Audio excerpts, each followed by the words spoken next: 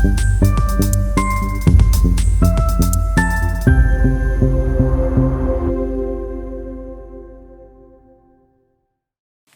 हम समझने जा रहे हैं भारतीय न्याय संहिता 2023 की धारा 4 के बारे में, जो अपराधों के दंडों के विषय में बताती है। भारतीय न्याय संहिता 2023 की धारा 4 में निम्न प्रकार के दंडों के बारे में बताया गया है।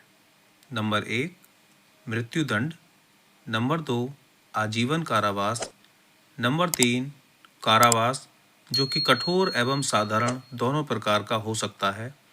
नंबर 4, संपत्ति की जब्ती। नंबर 5, जुर्माना। और नंबर 6, सामुदायिक सेवा।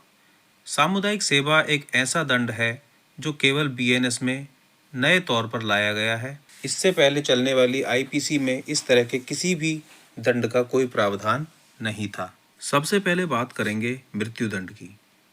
मृत्युदंड अर्थात यह सबसे कठोर सजा है। इसमें अपराधी को फांसी की सजा दी जाती है। यह सजा केवल अत्यंत जघन्य अपराधों के लिए ही दी जाती है। इस दंड को देने का उद्देश्य समाज में भय उत्पन्न करना, ताकि लोग ऐसे अपराध ना करें। पीड़ित के लिए न्याय की भावना सुनिश्चित करना है। उदाहरण के तौर पर अगर देखें तो आतंकवाद से जुड़े मामले जिसमें बहुत सारे लोगों की जान गई हो, बलात्कार के बाद हत्या का मामला हो, या फिर देशद्रोह या युद्ध छेड़ने जैसे गंभीर मामलों में मृत्युदंड की सजा सुनाई जाती है। सुप्रीम कोर्ट का भी कहना है कि मृत्युदंड केवल रेयरेस्ट ऑफ रेयर केसेस में ही दिया जाना चाहिए। अब बात करेंगे आजीवन कारावास की। आजीवन कारावास अर्थात अपराधी को जीवन भर जेल में रहने वाला कारावास। हालांकि सरकार या राष्ट्रपति या राज्यपाल द्वारा दया याचिका के माध्यम से सजा को कम किया जा सकता है।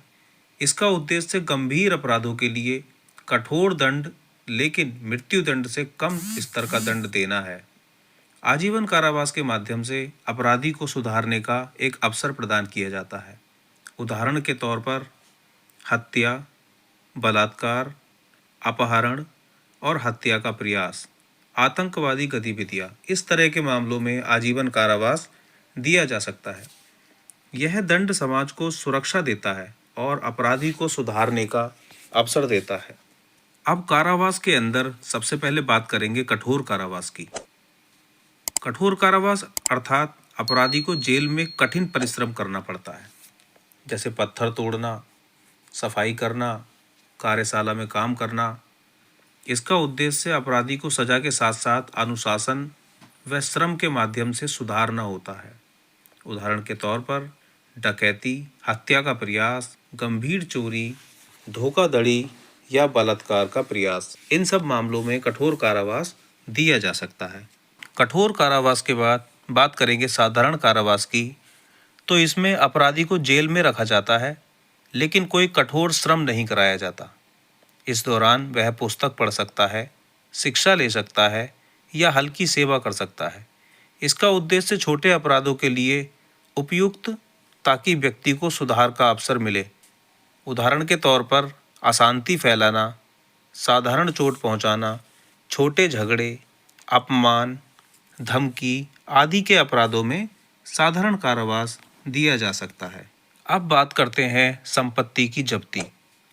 अपराधी की चल या अचल संपत्ति को सरकार द्वारा जब्त कर लिया जाता है।